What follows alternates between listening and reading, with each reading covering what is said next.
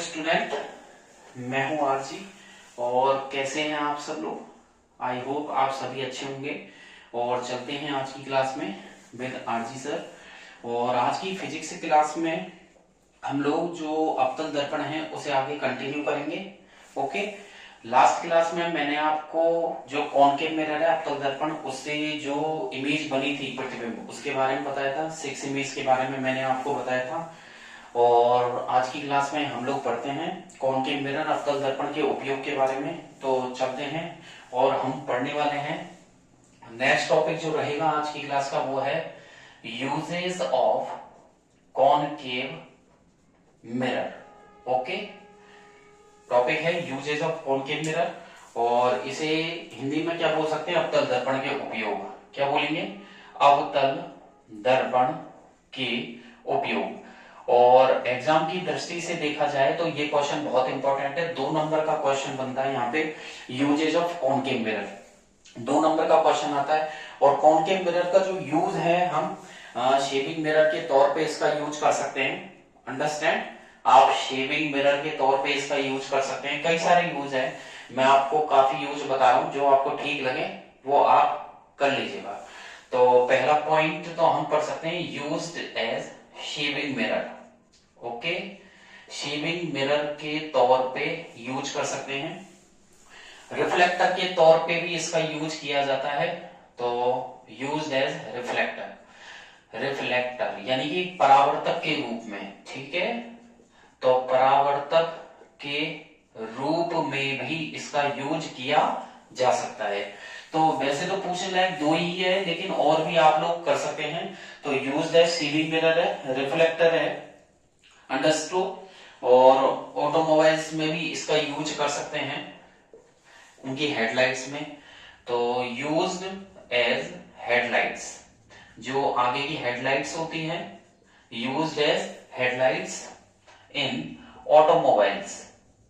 Automobiles मतलब जो car है, बस है, इनकी जो आगे की हेडलाइट्स होती हैं, इनमें भी कॉनकेव मिरर अवतल दर्पण का उपयोग किया जाता है। ओके। और इसका यूज एक तरीके से ऑप्थेल्मोस्कोप के रूप में भी, ऑप्थेल्मोस्कोप जो होता है उसके अंदर भी अवतल दर्पण का उपयोग किया जाता है। जैसे कि अंदर कोई इंजरी हो जाती है, गले में अंदर का पार्ट देखने के लिए भी इसका उपयोग किया जाता है। तो सिंपल से है, आप अवतल दर्पण के उपयोग आपसे पूछे कॉनकेव मिरर के, तो आप क्या लिखेंगे? शेविंग मिरर लिख दीजिएगा। रिफ्लेक्टर के तौर पे इसका यूज किया जाता है, और हेडलाइट्स में भी इसका यूज किया जाता है। अंडरस्टैंड? और ऑप्थेल्मोस्कोप में भी इसका यूज किया जाता है, वहां भी लिख सकते हैं। तो यहां पर नेक्स्ट पॉइंट हो जाएगा आपके used in ophthalmoscope. Okay. Ophthalmoscope. तो टू एग्जामिन थ्रॉट, गले को देखने के लिए भी इनका यूज किया जाता है। आगे की तरफ बढ़ते हैं, और हम लोग जो आगे लेंगे वो है आपका नेक्स्ट टॉपिक। और नेक्स्ट जो टॉपिक रहेगा आपका, वो कॉनकेव मिरर तो कंप्लीट हो ही गया, और मिरर फॉर्मूला और मैग्निफिकेशन की तरफ हम लोग बढ़ते हैं। तो नेक्स्ट आपका रहेगा मिरर फॉर्मूला। अवतल दर्पण का जो है दर्पण फॉर्मूला, दर्पण सूत्र पढ़ेंगे, और आवर्धनता भी पढ़ेंगे। तो नेक्स्ट टॉपिक जो रहेगा आपका वो है मिरर फॉर्मूला। तो यहां से भी क्वेश्चन बनता है mirror formula and magnification. Okay. Mirror formula and magnification. तो मिरर फॉर्मूला देखते हैं हम लोग। तो मिरर फॉर्मूले में क्या है, यानी कि इसे दर्पण सूत्र और आवर्धन क्षमता या आवर्धनता के नाम से भी इसे जानते हैं।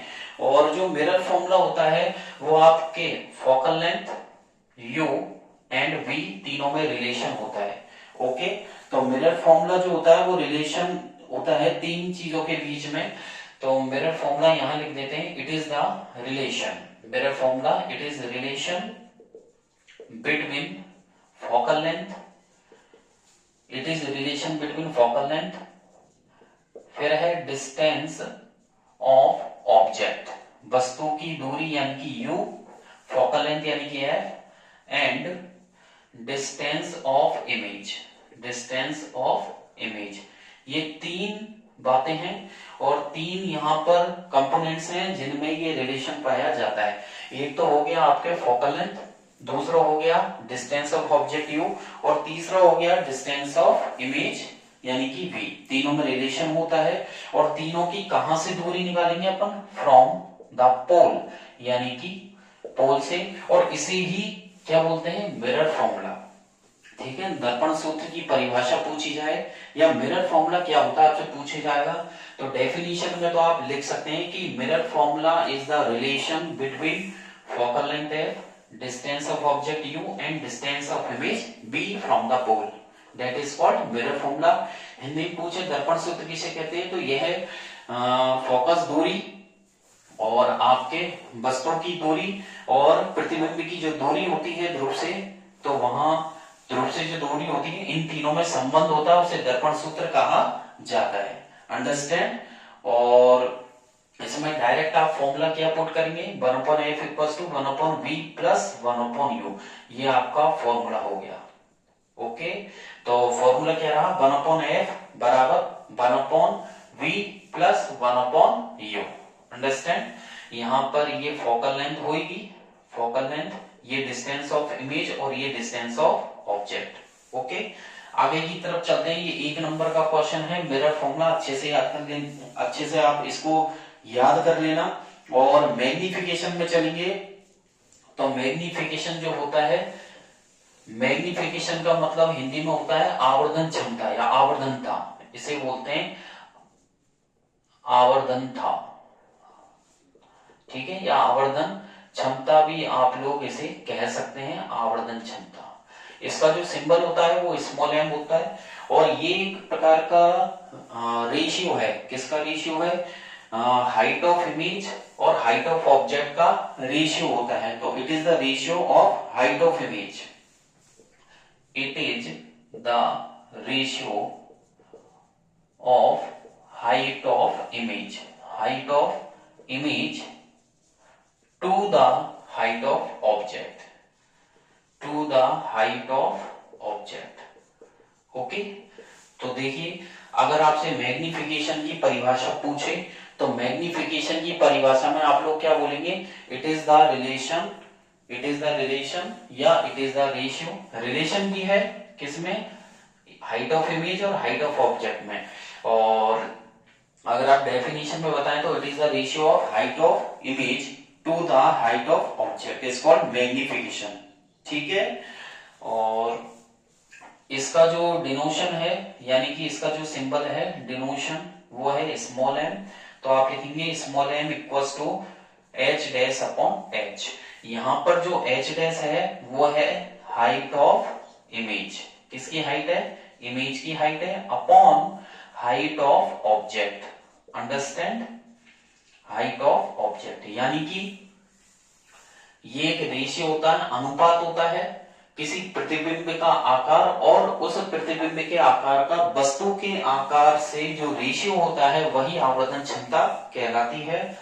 इसका जो प्रतिबिंब या बोल सकते हैं इसको जो दिखाने का तरीका, इसका सिंबल स्मॉल m होता है। तो फॉर्मूला बन गया m = h'/h height of image यानी कि प्रतिबिंब का आकार बटे वस्तु का आकार, height of image upon height of object. Okay, और तीनों को मिलाकर के अगर यहां पर देखें तो फॉर्मूला जो बना है, कंप्लीट फॉर्मूला जो बनेगा m = h'/h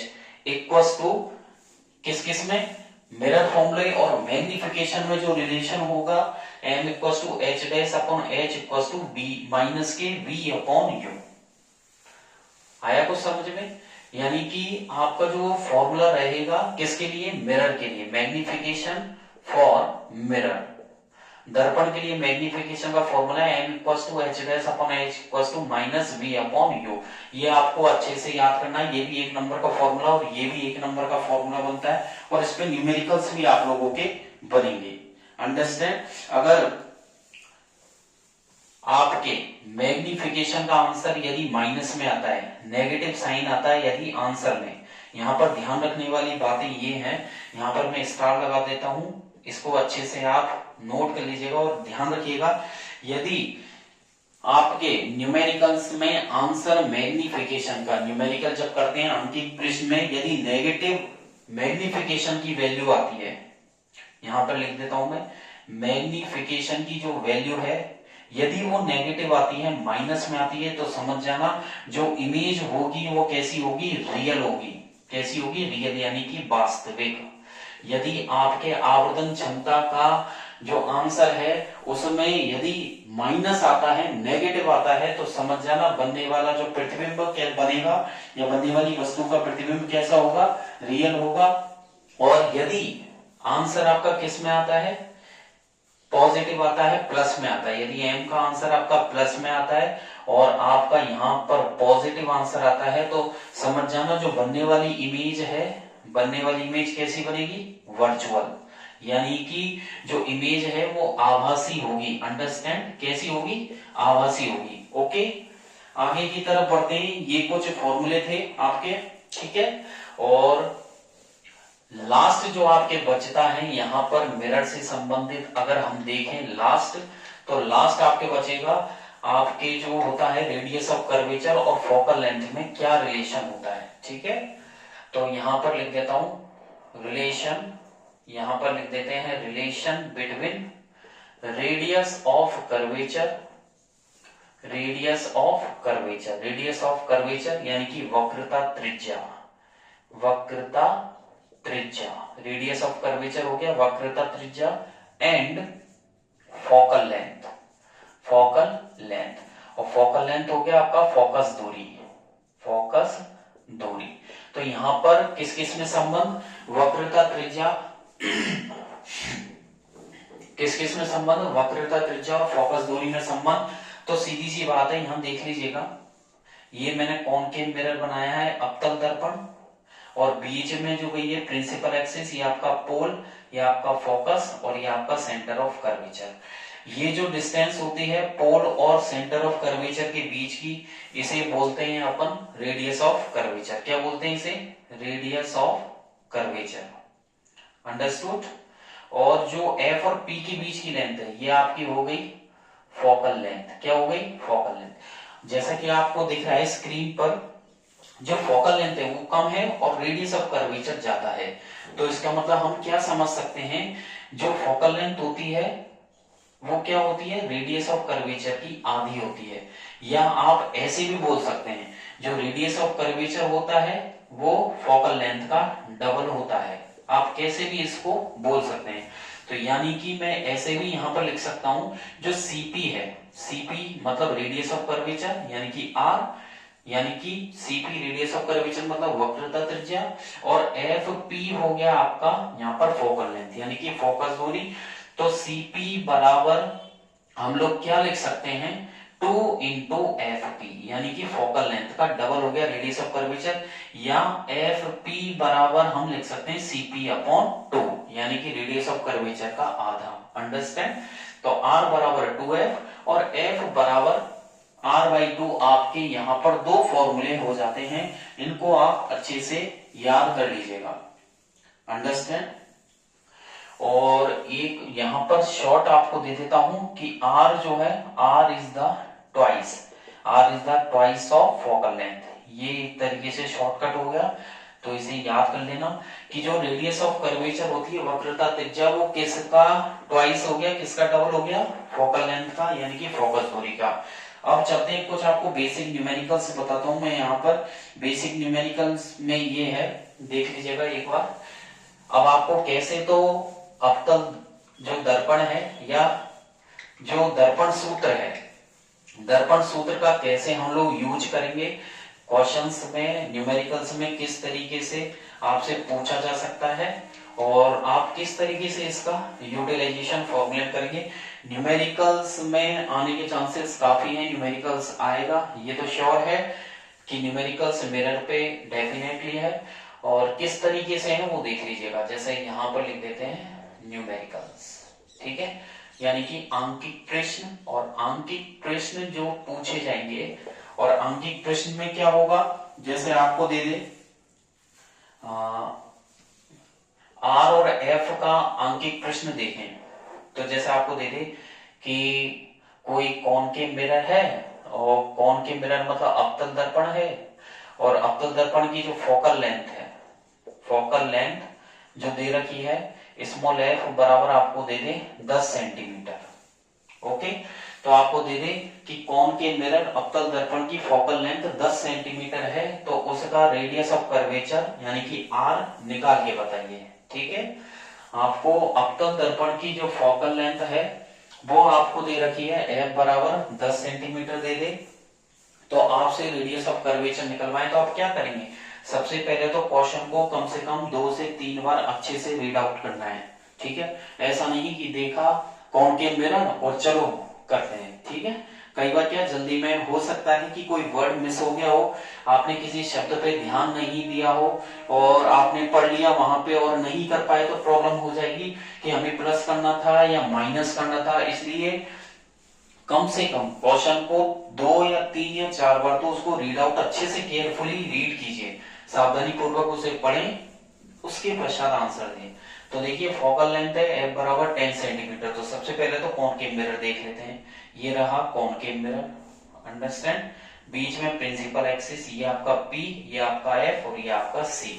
ठीक है, और आपको क्या दिया फोकल लेंथ यानी कि ये वाली, ये फोकल लेंथ दी है एफ। तो देखिए कॉनकेव मिरर का मैंने आपको बताया था कि इसके कॉनकेव मिरर के आप 4 पार्ट कर दीजिए, ये प्लस राइट हैंड पे, माइनस लेफ्ट हैंड पर, ऊपर प्लस रखना है और नीचे माइनस। अच्छे से दिमाग में बिठा लीजिए, राइट हैंड पर प्लस, लेफ्ट हैंड पर माइनस, ऊपर अपर डायरेक्शन में प्लस और नीचे माइनस। तो देखिए जो अवतल दर्पण है उसमें वस्तु तो हमेशा अवतल दर्पण के लिए देखिए यानी कि कॉनकेव मिरर के लिए यू माइनस में रहेगा, और इमेज में किधर बनाता है, ये लेफ्ट साइड ही बनाता है, ज्यादातर इधर की साइड इमेज बनाता है यहाँ, तो बी भी इसका माइनस में रहेगा। ठीक है, अब v माइनस है तो एफ भी माइनस में, और इसका c भी माइनस में, और r भी माइनस में। तो मैंने ये जो लिखे हैं यहाँ पर u b f c r ये सब माइनस में है, नेगेटिव है, और ये अवतल दर्पण के लिए लिखे हैं मैंने। अब यहाँ पर देखिए f बराबर इसने जो फोकल लेंथ है वो 10 आपको दी है, तो आप क्या करेंगे यहाँ पर जो 10 सेंटीमीटर है उसमें माइनस आपको खुद से ऐड करना है। किससे करना है, खुद से ऐड करना है, जरूरी नहीं है कि वो दे, खाली उसने सेंटेंस दे दिया कि कॉनकेव मिरर है, अवतल दर्पण है, इसकी फोकल लेंथ 10 सेंटीमीटर है, माइनस खुद को ऐड करना है, निकालना क्या है r। तो सिंपल सा फॉर्मूला है r बराबर 2f, तो r बराबर 2 मल्टीप्लाई बाय -10, तो r equals to -20 centimetre, that is the answer. Understand. अब यहाँ पर आपने यदि सेंटीमीटर, अब कटने की जो मार्क्स डिडक्ट होते हैं उसके बताता हूं मैं आपको कि क्या वीकनेस, क्या वीक पॉइंट है जहां माइनस आपके नंबर कर सकते हैं।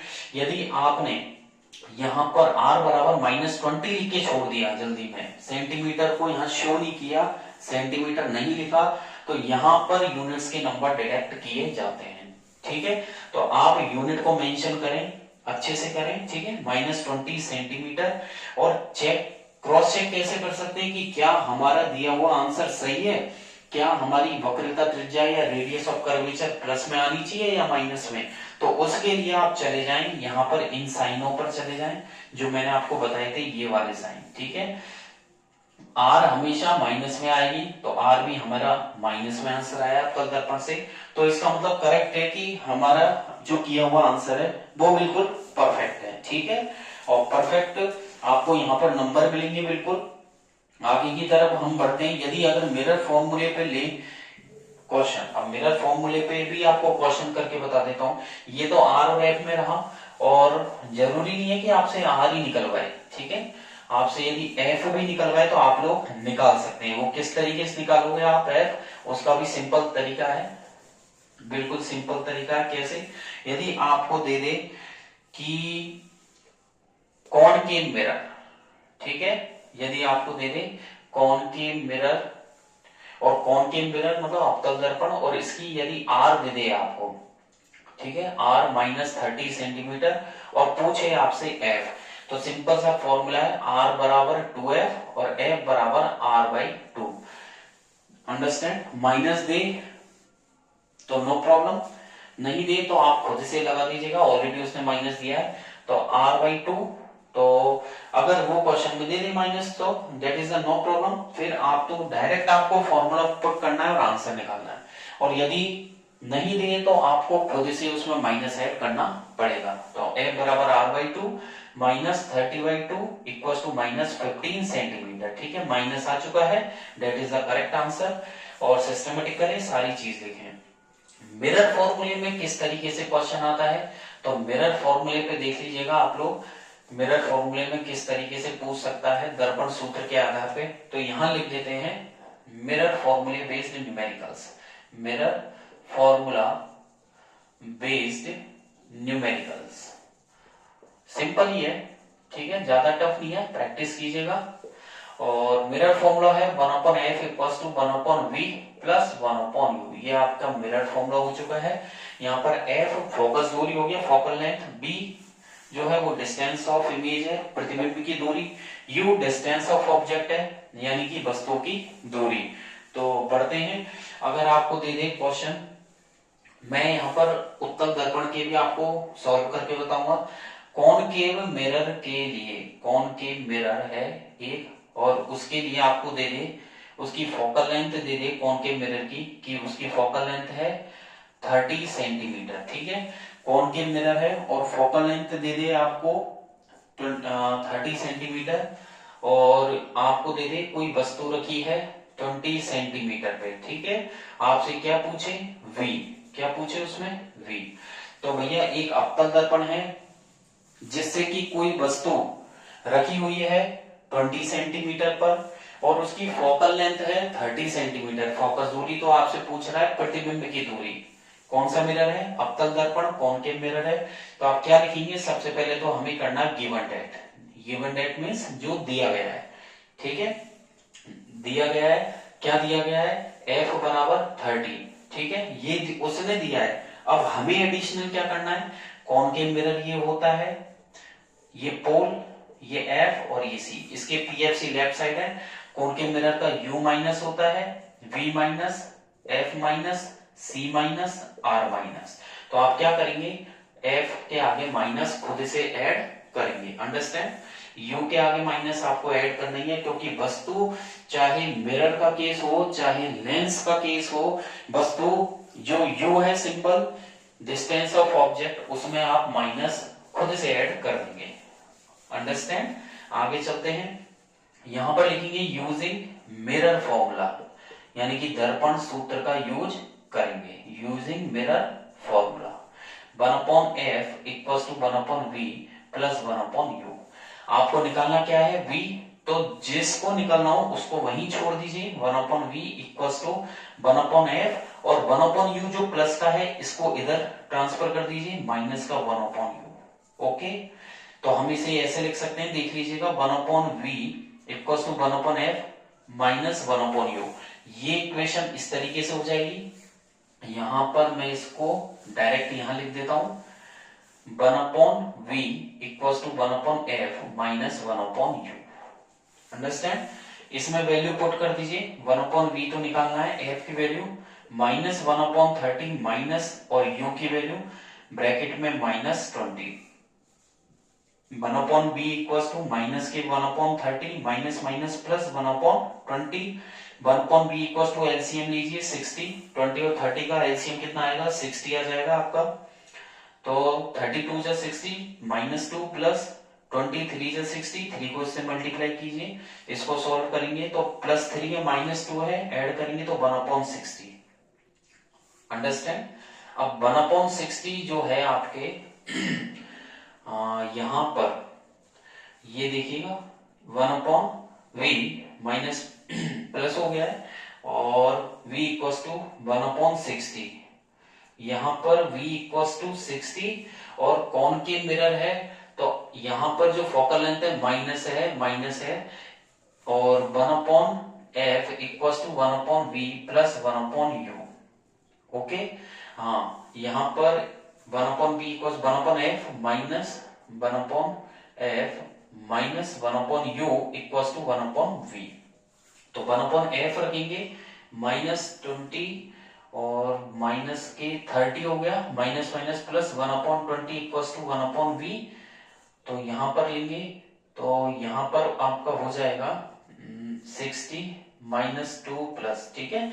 इसका ट्रांसपोज कर देंगे आगे, तो देखिए v इक्वल टू 60 और ट्रांसपोज करेंगे, तो ट्रांसपोज करने पर ये आपका आ जाएगा यहाँ पर 60, और यदि आपको दे दे u इक्वल टू माइनस के 20, और हमने लिया था u इक्वल टू -20, और v इक्वल टू ये आपका f है फोकल लेंथ, फोकल लेंथ भी यदि आपको दे दे फोकल लेंथ, तो आपका जैसे आपको u निकालना है तो u -10 they they distance of object, distance of object यानी कि कॉनकेव मिरर है, तो ये प्लस माइनस प्लस और माइनस माइनस पे ही होगी u, ठीक है। आपका u माइनस और आपका f भी माइनस और आपका v भी माइनस, ठीक है।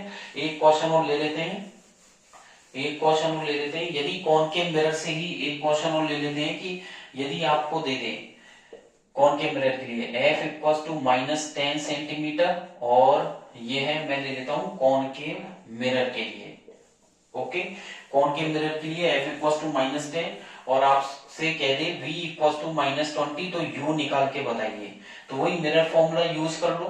मिरर फॉर्मूले में आपको f दे दे और v दे दे, u निकालना हो तो 1/u इक्वल टू क्या करें, b को इधर ट्रांसपोज करते हैं 1/f माइनस 1/b, तो 1/u इक्वल टू 1/f का मतलब -1/10 माइनस और v की वैल्यू -20 यहाँ रख देते हैं, इसको आगे सॉल्व करेंगे तो -1/10 माइनस माइनस प्लस 1/20, तो 1/u इक्वल टू एलसीएम 20, तो -2 + 1 इक्वल टू -1/20, इसको ट्रांसपोज करेंगे तो -20 आ जाएगा, यानी कि आपका आंसर -20, तो कॉनकेव मिरर है तो इसका आंसर माइनस में आएगा।